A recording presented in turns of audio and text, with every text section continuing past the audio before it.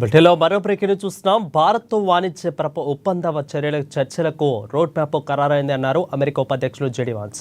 ఇక యుఎస్ అధ్యక్షులు Donald Trump ప్రపంచ దేశాలపై టారిఫ్ను విధించిన తరుణంలో వాన్స్ ఈ వ్యాఖ్యలు చేశారు. ప్రస్తుతం భారత పర్యటనలో ఉన్న ఆయన వాణిజ్య ఒప్పందం దిశగా ప్రధాని మోదీతో చర్చలు జరిపారు. ఇరు దేశాల మధ్య బంధాన్ని బలోపేతం చేసుకోవడానికి వచ్చామని అన్నారు. ప్రజాస్వామ్య ప్రపంచంలో అత్యంత ప్రజాదరణ పొందిన ప్రభుత్వం ఇదేనని అన్నారు. మోదీకున్న ప్రజామోద రేటింగులు నాకు అసూయ కలిగించేలా ఉన్నాయని ఆయనకు చెప్పారని అన్నారు. అమెరికాతో పాటు భారత్ అభివృద్ధి చెందాలని ట్రంప్ కోరుకున్నారని అన్నారు. ఇక మన రెండు దేశాలు కూడా భాగస్వామ్య వృద్ధి చెందాలన్నదే ట్రంప్ ఆకాంక్ష అని తెలిపారు జెడీ వాన్స్.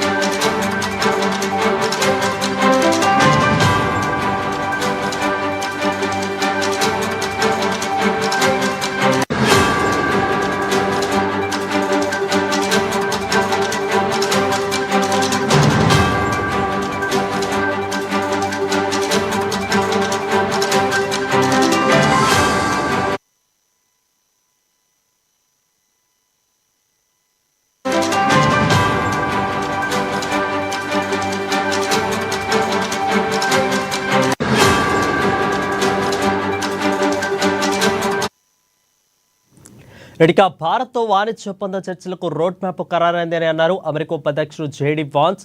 యుఎస్ అధ్యక్షుడు డొనాల్డ్ ట్రంప్ ప్రపంచ దేశాలపై టారిఫ్ను విధించిన తరుణంలో వాన్స్ వ్యాఖ్యలను చేశారు. ప్రస్తుతం భారత పర్యటనలో ఉన్న ఆయన వాణిజ్య ఒప్పంద దిశగా ప్రధాని మోదీతో చర్చలు జరిపారు. ఇరు దేశాల మధ్య బంధాన్ని బలోపేతం చేసుకోవడానికి వచ్చామని అన్నారు. ప్రజాస్వామ్యం ప్రపంచంలో అత్యంత ప్రజాదరణ పొందిన ప్రభుత్వం ఇదే అని అన్నారు. మోడీకున్న ప్రజామోద రేటింగులు నాకు అసూయ కలిగించేలా ఉన్నాయని ఆయనకు చెప్పానని అన్నారు. అమెరికాతో పాటు భారత్ అభివృద్ధి చెందాలని ట్రంప్ కోరుకుంటున్నానని అన్నారు. ఇక మన రెండు దేశాల భాగస్వామ్యం వృద్ధి చెందాలన్నదే ట్రంప్ ఆకాంక్ష అని తెలిపారు JD Vance. Close with one last story, or maybe a couple of stories. So, you know, my son Ewan is 7 years old. He's our firstborn son.